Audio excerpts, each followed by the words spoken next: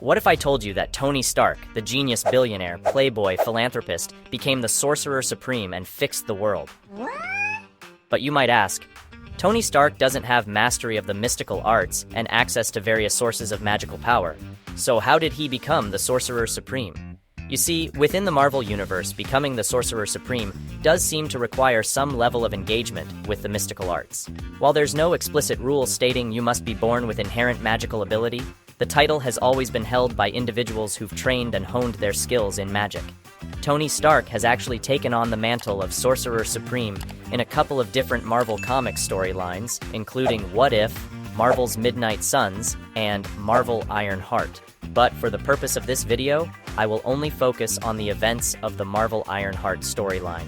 In the Marvel comic Ironheart, Riri Williams, a young girl inspired by Tony Stark, somehow takes a peek into the future and finds herself falling from the sky, crashing on a rooftop.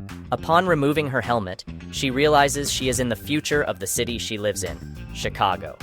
Confused, she thinks she's in some kind of dimension or hallucination. There, she meets a group of heroes who call themselves the Mighty Avengers, the successors of the Avengers. When she tells them her name, they immediately recognize her as Ironheart. As they're talking, she becomes confused and passes out. When she wakes up, she sees an older version of Tony Stark wearing Doctor Strange's robe. She is surprised to see Tony Stark, who appears to be much older than she remembers. He tells her he's 126 years old. She asks him a lot of questions, such as how he's lived so long, how he's still alive, how she ended up here, and why does the air taste weird. Tony tells her it depends on the perspective she's visiting him in. To her, it's the far-flung future, whereas he's stunned because he has not seen her for a very long time. But apparently, it's all real. As they chat, she tells Tony that Black Panther Jr. was eyeing her when she met the Avengers kids. Tony gives her a hint that she would become her own grandmother if she married him, which means she would have to marry his grandfather. She realizes and confirms that she's in the far-flung future. Then Tony offers to repair her armor. As Tony attempts to repair her armor, he realizes that there's nothing wrong with it.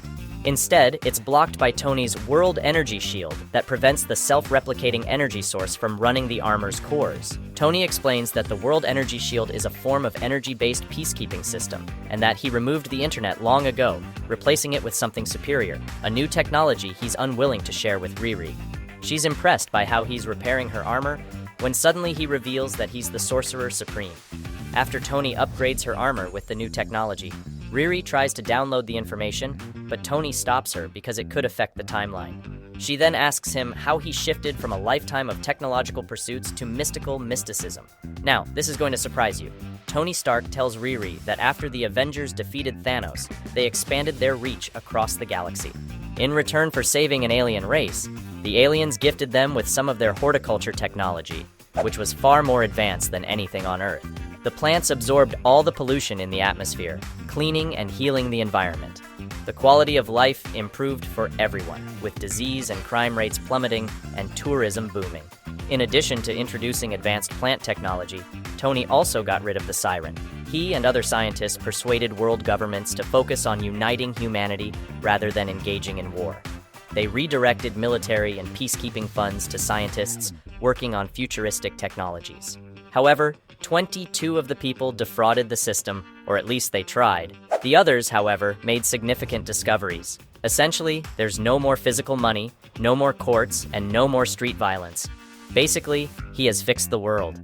And if there is any outside threat, Tony is ready to handle it without lifting a finger or calling on the other heroes. It may seem strange that Tony Stark, rather than someone named Doctor Strange, is the Sorcerer Supreme. However, there's no doubt that Stark has more potential and more opportunities to fix the world than Doctor Strange ever would. It's uncertain if he could achieve the same level of mastery and power as Doctor Strange. Their differences in personality, natural inclinations, and potential magical compatibility leave the outcome open to interpretation within the Marvel Universe framework. Let me know what you think in the comment section. Be sure to subscribe for more content.